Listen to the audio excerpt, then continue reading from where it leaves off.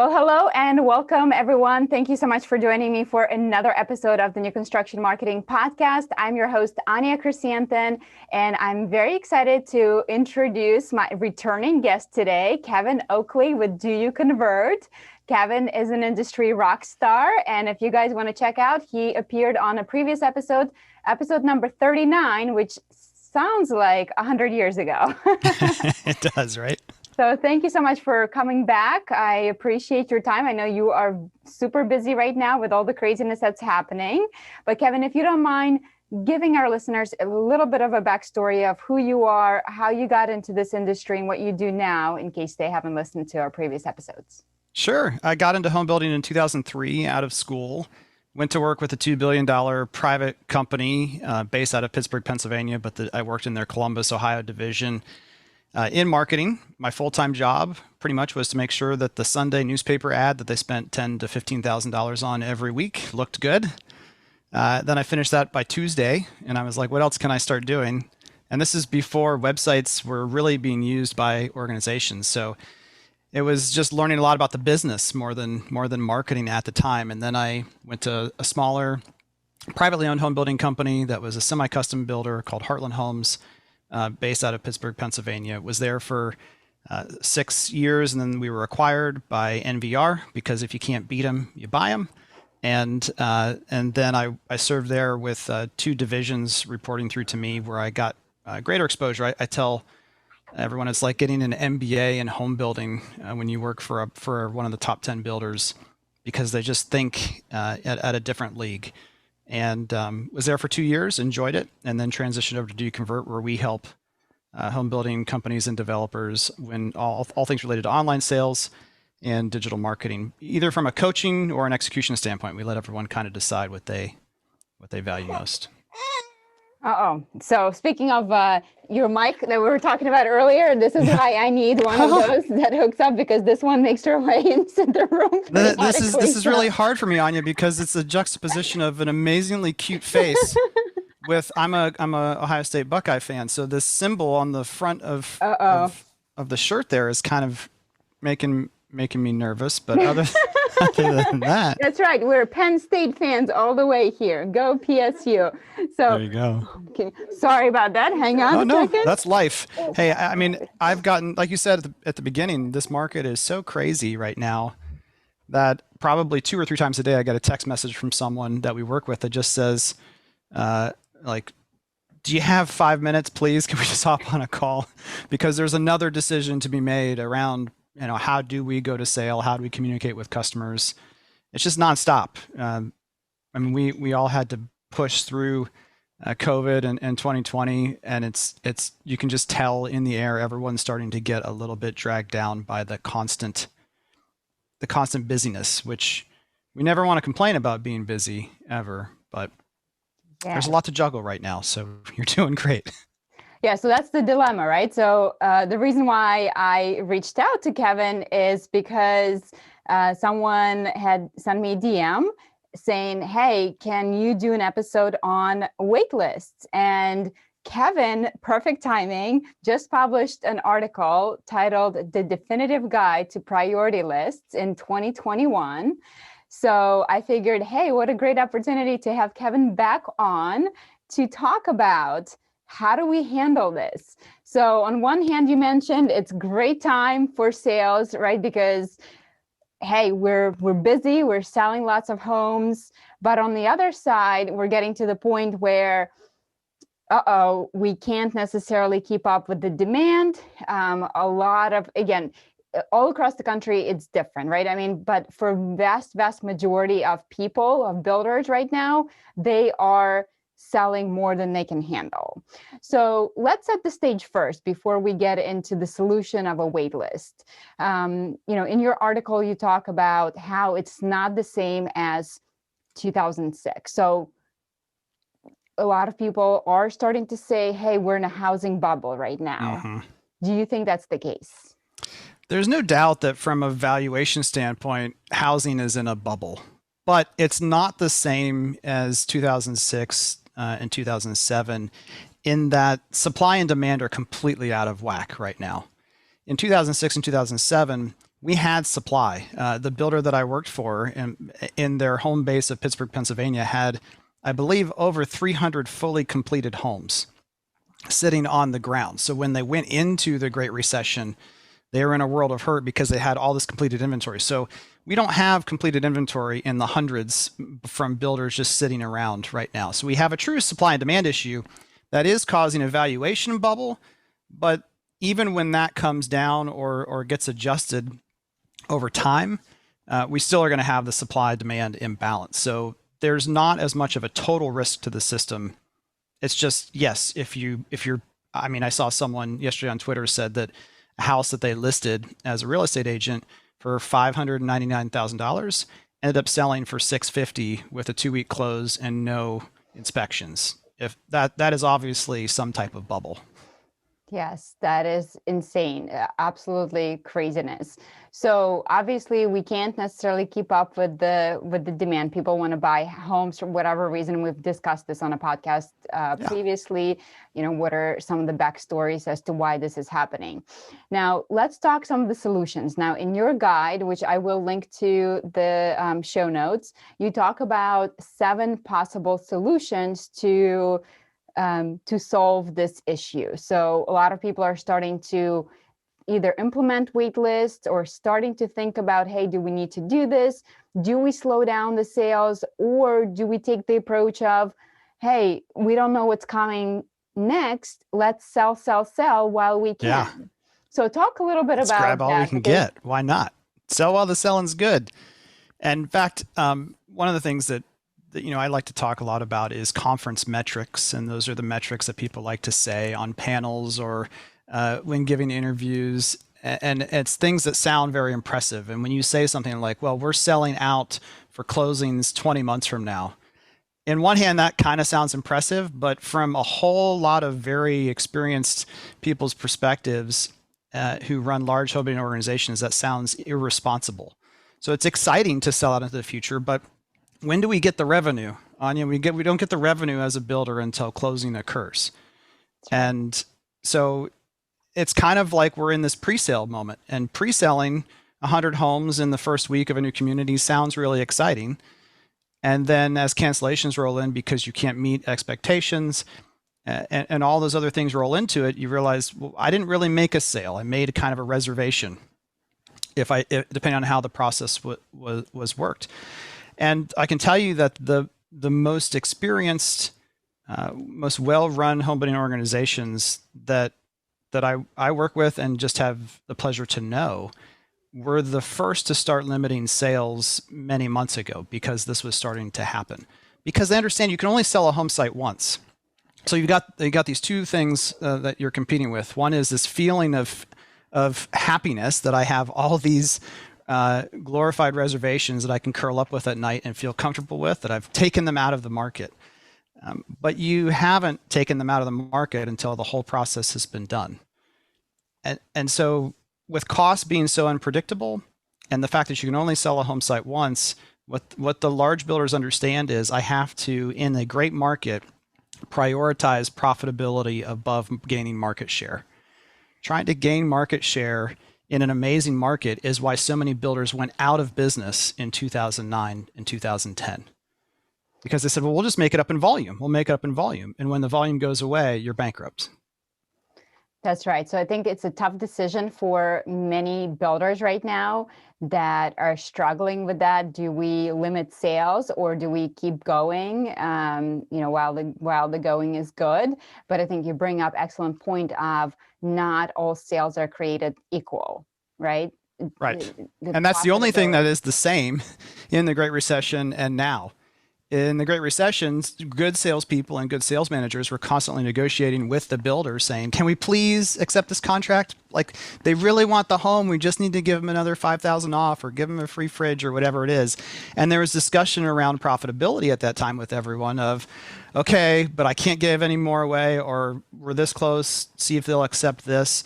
And in some ways, we're still back around this conversation of profitability, except for you should only be accepting and excited about highly profitable sales in a great market. Whereas again, in a down market, you can accept the smaller margins because the only way to grow or maintain is to steal market share as there's fewer people buying. But I think one thing to clarify before we dive into the 7 different things here is I will definitely give opinions and personal preferences, but this article wasn't designed to be this is the best one of the 7 for you to do. And there's always different things that builders have to balance, and we listed in the article too. So I understand why some people may do something that you and I probably will both agree sounds kind of like a weird thing to do. Chad Stanchagren even the other day was like, if you do a lottery, like you're essentially have no ethics as an organization, and which is a pretty strong way to put it. But there are ways to do it as best as possible. Mm-hmm. So, and I just wanted to touch a little bit more on the whole idea of profitability. So, as you said, back in the Great Recession, we couldn't almost give away the homes, right? It's okay, let's make everything work. Now, on the other hand, it's people are competing, they're willing to pay more, but yet we still have this profitability issue. And I think in this case, it comes back to the fact that we're so uncertain about the supply. Right? The supply and demand is being disrupted. So now, even if we sell this house up front for amazing margin that we think, now, if you're not mitigating that risk on the other hand, where maybe you have some kind of a built-in escalation clause into your contract that the cost may go up, by the time you settle on this home, it may not be as profitable. So are you seeing a lot of builders starting to use escalation clauses when it comes to increase in price? I know you guys work with a lot of builders across the country. So can you talk a little bit about that before we dive into the solutions? Yeah. And I don't know how much of your audience would have direct exposure to how costing and purchasing typically works for a home building organization. But one thing to keep in mind is some organizations have agreements where they lock in pricing at the time of start. So when the home starts, the costs for almost everything in the home are a known quantity, and that price is protected no matter if the cost of goods or services adjusts as the marketplace while the home is being built. Others only do it kind of just in time, and so they obviously have greater exposure. And so understanding which kind of home building organization you work with will help you understand why people are thinking and making decisions the way they are. But the longer you go out from the time of sale to the time of start, builders, almost all builders who have an excessive time period there where they're not limiting sales and keeping that window short, really have no choice but to have some type of escalation clause in there. And the key is constant communication and expectation setting, both before the agreement starts. Like you can't talk to a builder who they just kind of snuck it in as like another piece of paper. It's like, oh, let's just sign all these, it's number 40. And so your eyes are glazed over and you're not really paying attention. And then over the last 3 or 4 months, they haven't really had any conversation or back and forth about this with any of their customers. Mm-hmm. And they said, hey, Kevin, so I think I'm going to execute that part of the clause where I can escalate prices. It's going to be around $40,000. How should I communicate that to everyone? And like, have you communicated any of this already? No, we just thought we'd call people up and say, if you don't want to pay 40 grand, we'll cancel your contract.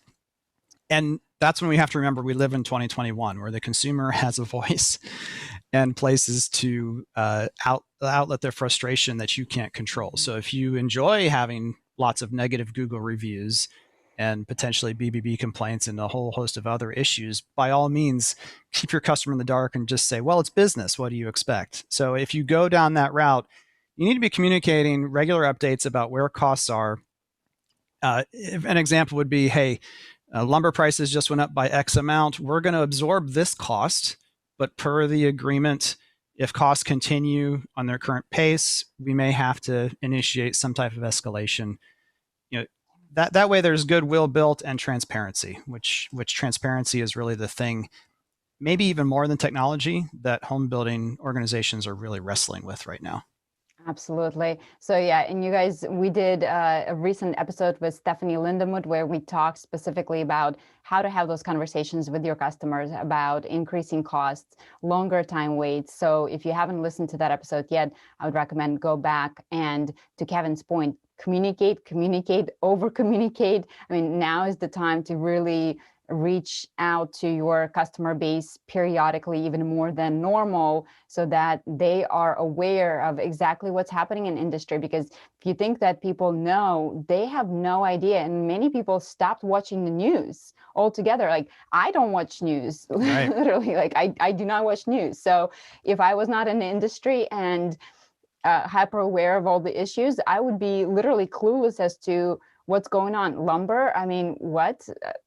An average Joe would have no idea about this. They may hear that housing is booming, so their perception is going to be completely the opposite, that it's the greedy builders, so it's so important to communicate. All right. Yeah, everyone thinks because of the price of the product we're selling that builders have an unlimited amount of funds to work with. And again, if you haven't spent as much time on the business or the financial side of the business, the other thing to keep in mind is not just the cost of the materials, it is the cost to replace the home sites you just sold. So yes, home builders have high amounts of revenue and some have good profit margins, but those profits have to be almost immediately reinvested to a large degree into the next set of projects that need to be developed. Mm-hmm. And so it's not just the cost of the sticks and the bricks, it's the replacement costs of the home sites. And I'm sure that the replacement cost is going up and up and up because you have so much more competition, and obviously they don't make more land. So and that is another bubble to some extent, that because it's a true sense of fear when you talk to builders who are gapping out of home sites and they don't have replacement things in the pipeline. Mm-hmm. There's fear there of, we've got to get something online and as fast as possible, and that's obviously going to drive up prices dramatically. Yes. All right, so let's talk about regaining control, because again, trying to regain control. So whether you're deciding to slow down your sales or not, again, this is not the right or wrong way to do it. All we want to give you is kind of guidance as to some of the potential things that we're seeing in the market right now. And so, Kevin, let's get into it. So the first thing you're saying is to implement a priority list without target dates. So talk to us about that. Yeah. So the idea is that you're continuing to meet with customers. And that's one thing that builders are having to decide is, as they limit sales, do you also limit the rest of the process leading up to a sales agreement? And that's a big decision to make. It seems easy, like, well, if I'm not selling, I don't have to meet with as many people, but you want to have this margin of customers already moving through the process to some degree. Because if the market turns and the conversion rates start to decrease from the sky high places they are now, you're going to want somewhat, a group of people who are about to make a decision ready to go. So you're continuing to meet with customers, you're having conversations, but you're almost interviewing them and preparing them for how they can prepare themselves to move quickly when the time comes. And you are limiting to some degree in every community or area, or by salesperson. Some people are doing it by sales rep. Which is nice if you have two salespeople in the same community and you're not sharing those commissions. But you're capping it to some degree to preserve the customer experience, profits, all the things we talked about. But you're not telling them that we will release 2 home sites on a given time. And one benefit of this is it gives you a little bit more flexibility. So if something happens miraculously in the construction schedule, where we can start 3 homes in this community next month and do it well, we don't have to continually change our message to the consumer of, well, we said there's only going to be 2, but now there's 3, and consumers don't have to set an end date goal in their mind of, okay, nothing really can happen until April 1st. Mm-hmm. So you're putting people on a priority list. Again, one thing that I've talked about a little bit is a lot of the larger builders have expressed concerns from their legal teams, larger and medium-sized builders in places like California, of telling people a specific place in line. I'm not a legal expert. I don't fully understand that. But the concern from the legal team is that telling someone that you're position 1, 2, 3, or 4 in a priority list line could lead to fair housing concerns or lawsuits, as someone tries to enter that line and they're given the position of 40th. Unless you have a completely clear and transparent way of explaining why they are 40th, people can have some concerns that you're doing it because you're curb qualifying or prejudging that buyer's prospects, which could be a fair housing concern. So creating a list of interested people, meeting with them, helping to get them pre-qualified, ready to go, and then just saying essentially, Anya, as soon as I have a home site available that will meet your needs, and I know when that's going to be available, I'll let you know. So you can kind of just tap the people on the shoulder and say, it's time to go now. So it gives a little bit more flexibility than option number 2, which is the same idea. And this is probably the most popular out there right now, is doing all of those same activities, but telling everyone on April 1st, we're going to release 2 home sites, first come, first served. And all of the stress builds up to that one date in time. So let me ask you this. So how do you handle the first come, first serve part in your experience? Because if your wait list is, say, 40 or 200 people, and you have 2 home sites come April 1st, what do you recommend, or what do you see builders do in this case, first come, first serve? Is it that signed agreement of sale? Is it the best price with a signed agreement of sale? Like, and everyone's tackling this so differently. Those obviously are often tiebreakers, which makes it feel more like a lottery or an eBay-like bid approach. But what most people are doing is using some type of digital queuing system. I'm not from England, but when you say the word queuing, it sounds like some sort of digital line where consumers are putting all of their information in, and then from a certain point of time, the first ones to fill it out that have all those fields completed, they're using technology to try to help them. The other thing that I think is interesting that I haven't seen people do, but would be a way to accomplish some of this. When something sells out online, rumor has it, Anya, that you like clothes and shoes and purses. So this has probably happened to you. If you want to buy something, Kevin, PlayStation 5. Oh yeah, PlayStation 5. Yeah, right. So when you go on a retailer's website and it's not available, oftentimes it will say out of stock, or you can't. There is no ability to purchase.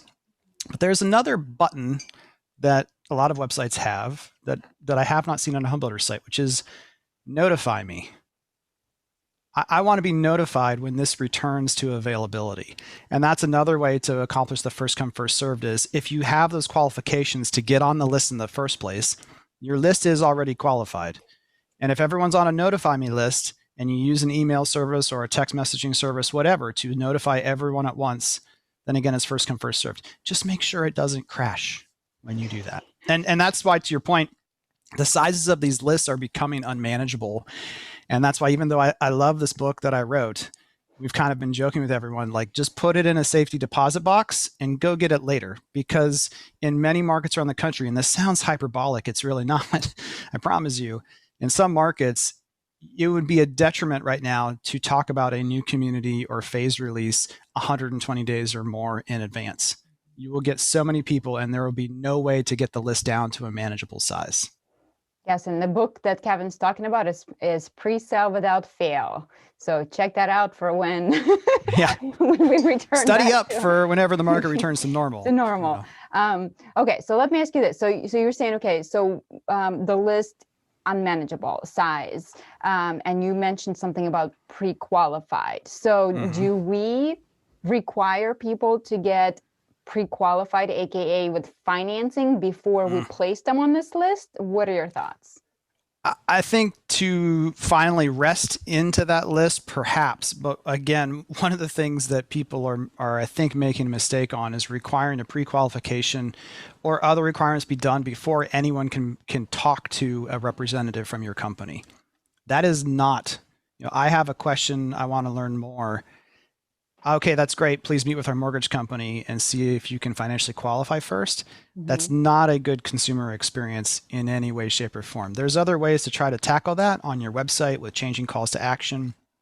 I was looking at a website the other day that has 6 different ways to reach out and ask a question, including buttons that say things like schedule an appointment and apply now, for a community that on the overview map itself said is sold out. Like, why are we doing this to ourselves? We should not be applying all of the same processes when we were trying to get as many people to reach out as possible in today's current environment.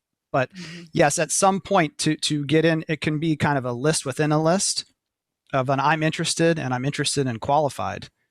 Hmm. But to prevent people from communicating with salespeople at all until those qualifications are met is, I think, not a great long-term plan. Maybe So this, short-term and while you're trying to figure out everything else and what you're going to do next, but not a good long-term. yeah, so this makes me think of resale market a little bit, as I had spent some time in a resale Mm-hmm. market, and it's kind of like two different points of view of when somebody's reaching out to you for the first time and they want to go see a home.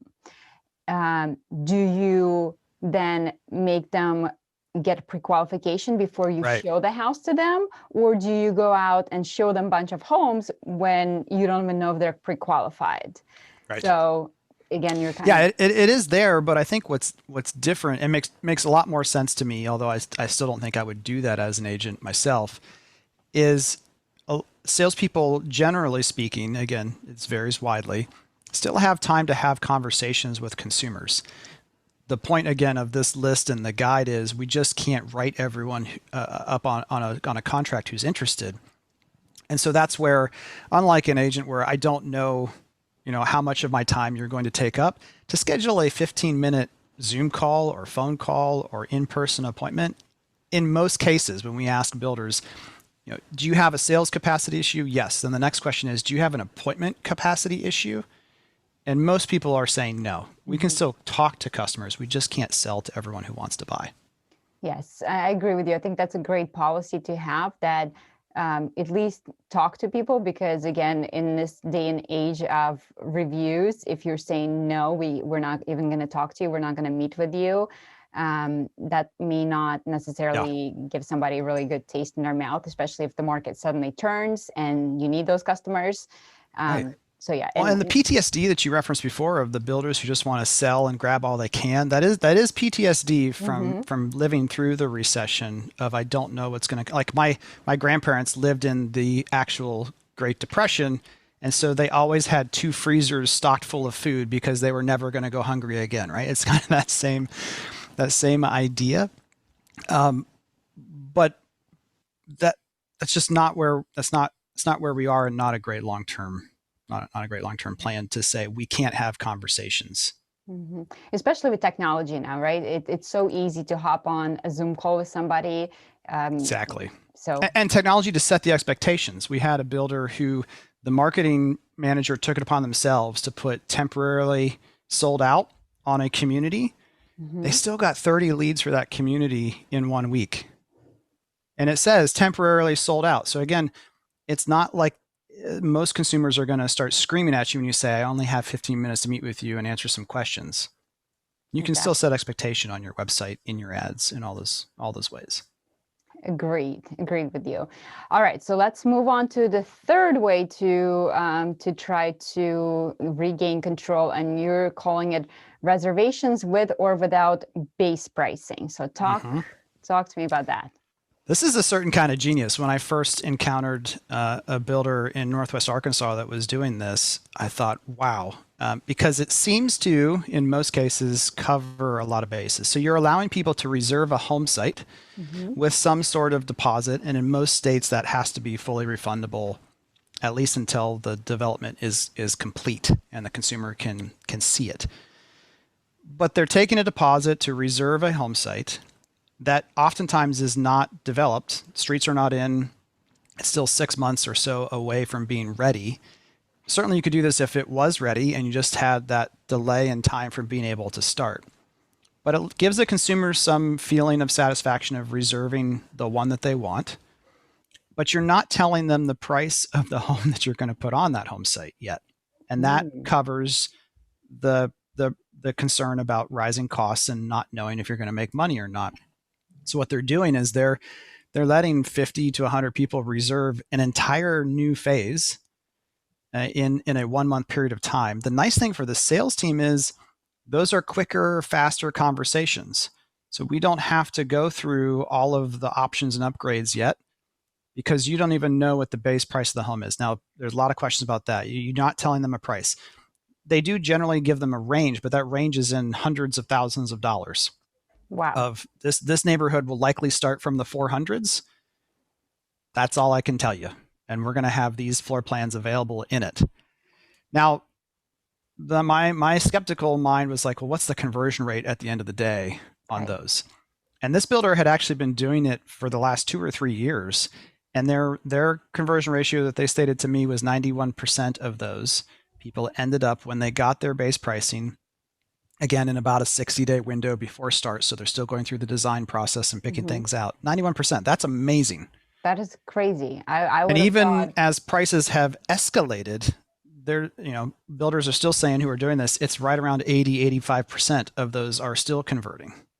Wow. And so it's this interesting kind of Tesla-like way of when Tesla released the Model 3, famously, you could just pay $1,000 to get a car who knows when in the future. So it gives you some of that comfort as a builder of, I can sleep well at night knowing I have 100 home sites reserved, but you need to use internally and with your team the word reservation, not sale. Sale sounds impressive. Sale sounds like guaranteed income, guaranteed commissions. It is a glorified reservation. And then by keeping the pricing out, you're also protecting your profit margin. Mm-hmm. Now, what do you think about like the backup reservation to the reservation? Yeah, and so there's 2 different ways. And some builders are allowing a full-on backup reservation to the reservation. Other people just say, would you like to be on this other list that where you get pre-qualified, you're on a list to back up and be notified of anyone falling out, not just a specific home site. Both of those seem to work equally well. Nice. Okay. So let's talk about the next strategy, which is price increases every X amount of sales. Yeah, and this one's been around for a long time.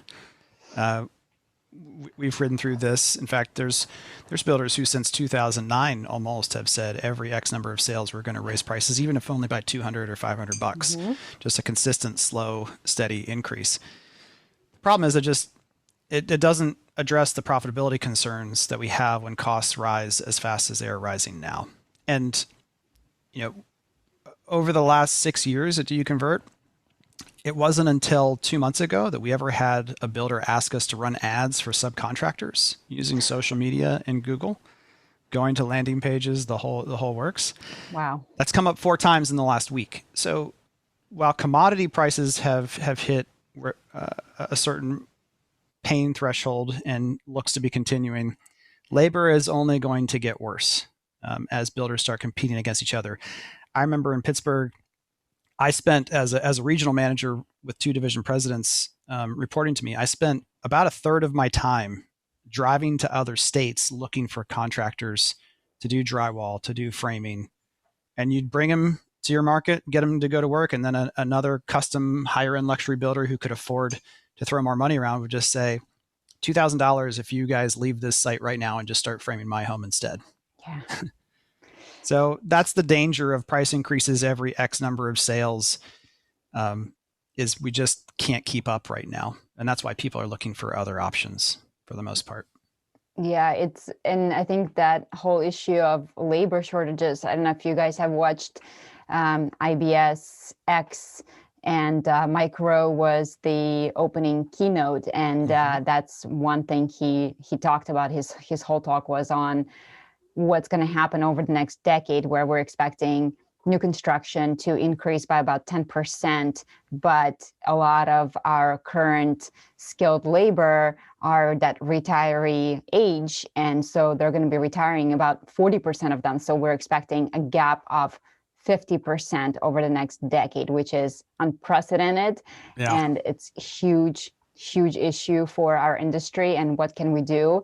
And his solutions are, not to go off topic completely, but if you guys are, have the ability to do this, is he said, we really need to showcase successful people who made great living in trades and tell their stories, so that the next generation growing up is looking at that and saying, hey, 4-year degree may not be the necessarily the right solution for me, but maybe.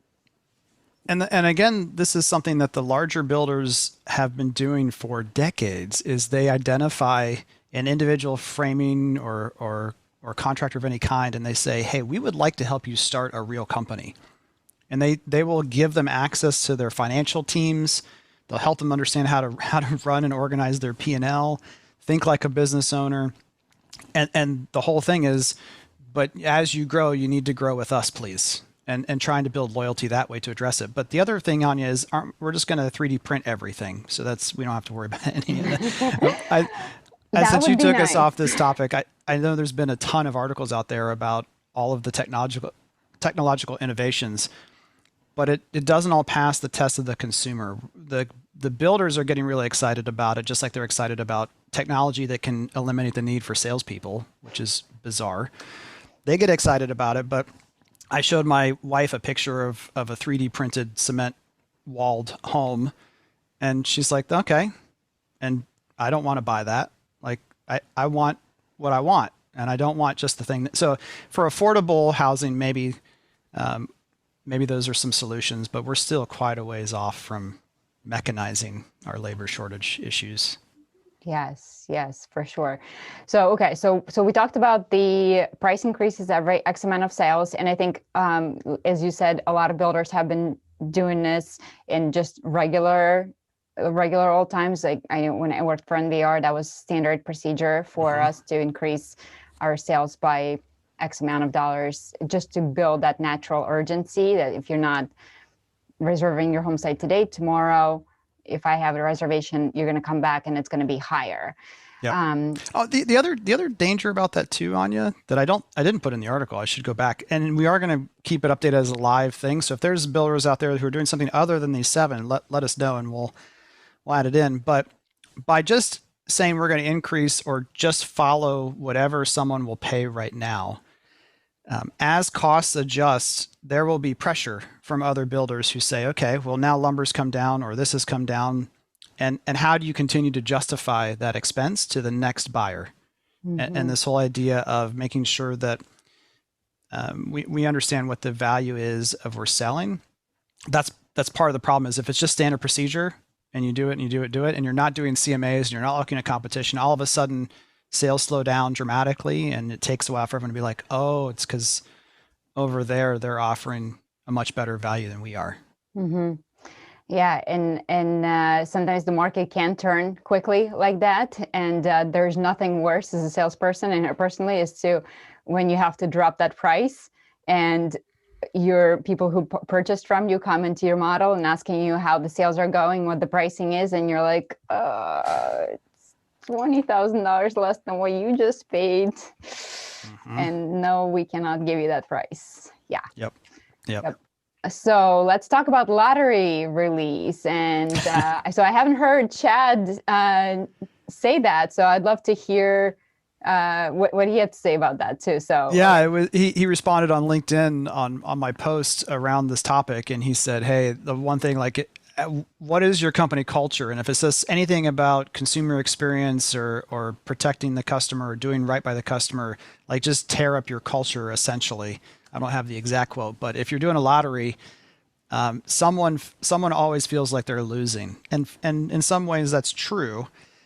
We have seen, again, it's about expectation setting. So if early on you're letting everyone know how the process works and they're choosing to participate, you can soften that to some extent. But to Chad's point, at some point you're telling a customer, I don't value you enough to do anything other than just let fate decide here, right? It's that impersonal feeling of a lottery. And people are using some interesting technology, or technology kind of in air quotes. One builder, Andy Gottsman at MI Homes, was showing me that he uses a fantasy football draft tool to load people up, and then they actually record it because, again, concerns about how these are being run and the fairness and transparency. So they record it so that everyone understands this is a fair way of going about it.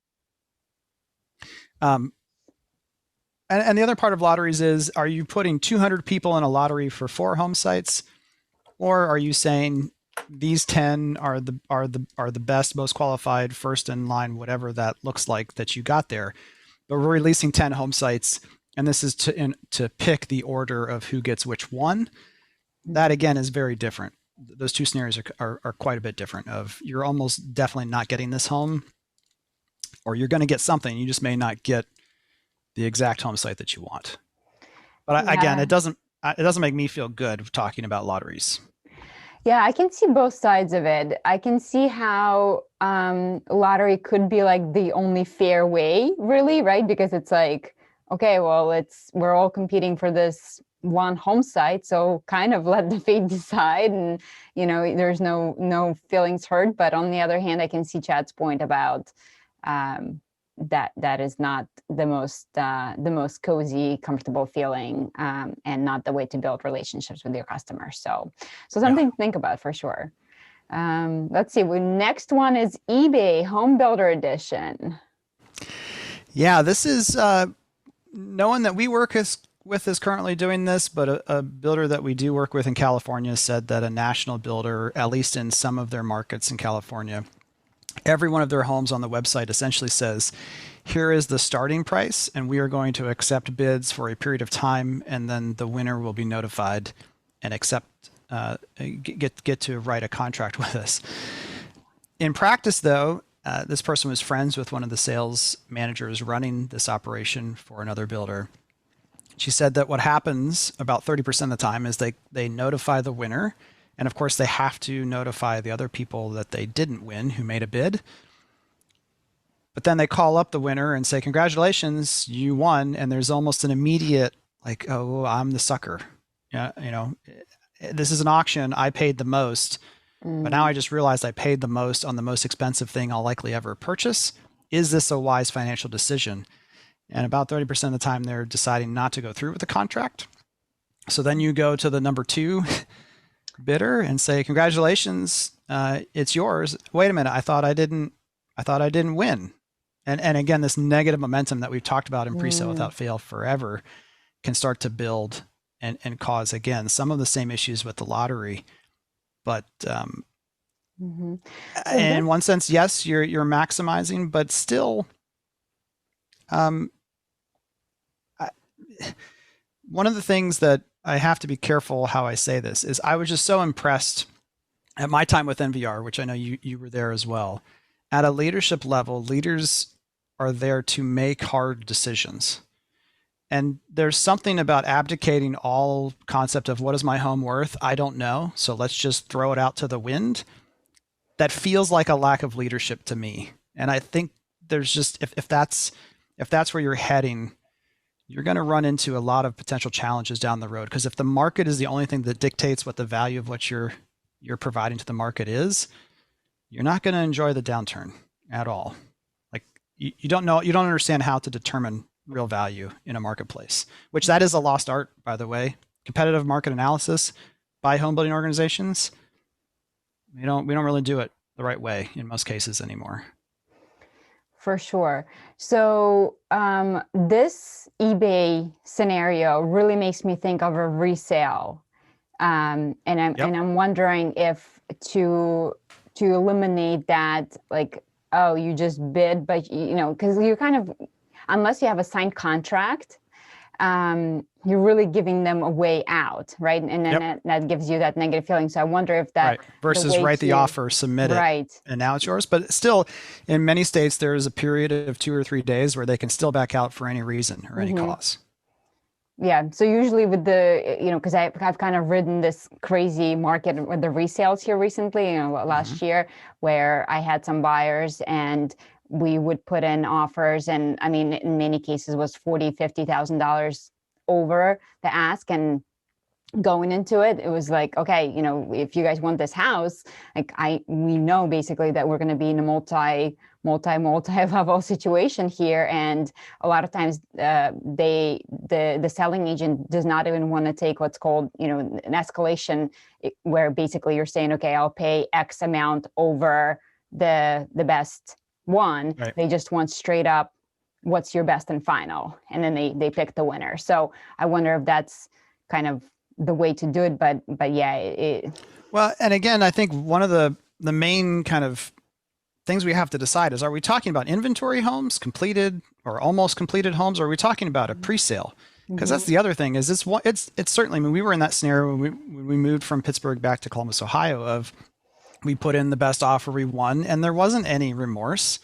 It was like, oh my gosh, this is great. Now we can move in because it was an existing home. Mm-hmm. We're rectifying that, by the way. We're building a new build, so I can once again get back to my love of new construction. But in an eBay like scenario, and you're saying, congratulations, you won. Now you're going to get that thing you bought in 6 to 12 months.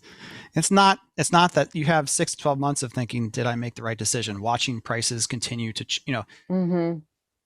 it's just, so you do have to frame a lot of times. Are we talking about inventory? Or are we talking about new builds? Makes sense. Makes sense.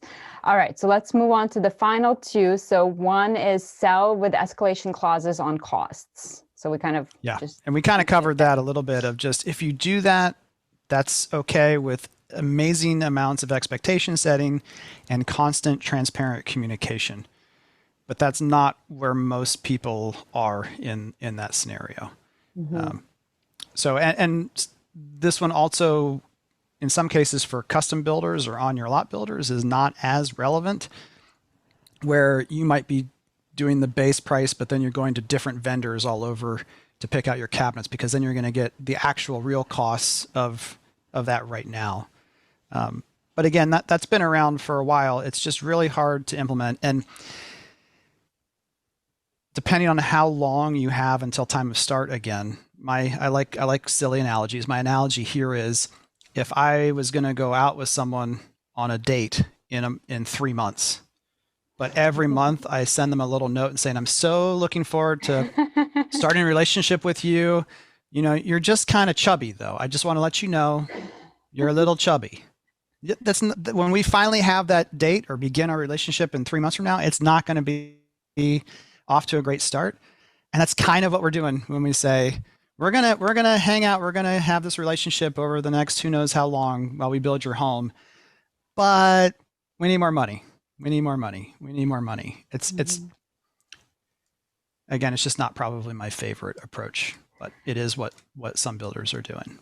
Yeah, I can see clearly both sides of that story, but I think unfortunately the way lumber prices are going, and I mean now steel is the same way, and I mean just in general the carrying costs are increasing, everything is going up. I think as if you choose to do that, again it goes back to having that conversation and setting expectations up front so that you're not surprising them down the road. As long as you do it properly up front, I have no problem with that. And also, how do you best determine financially that your prospects and your buyers are going to be able to absorb that? If you're writing these kind of contracts and then you end up being surprised that 70% of the people have to say, well, then sorry, I'm not taking the home. Mm-hmm. I mean, you got to have a way to determine that, just like I think builders should be trying to figure out now. If interest rates went back to 3.5% or 4%, how much of your backlog that hasn't locked in their rate yet would still be able to afford your homes? It's kind of an important number to know. Yeah, for sure. So there's a lot of risks to that, and maybe is it pre-qualifying them at a higher number? Like what could it be? Right.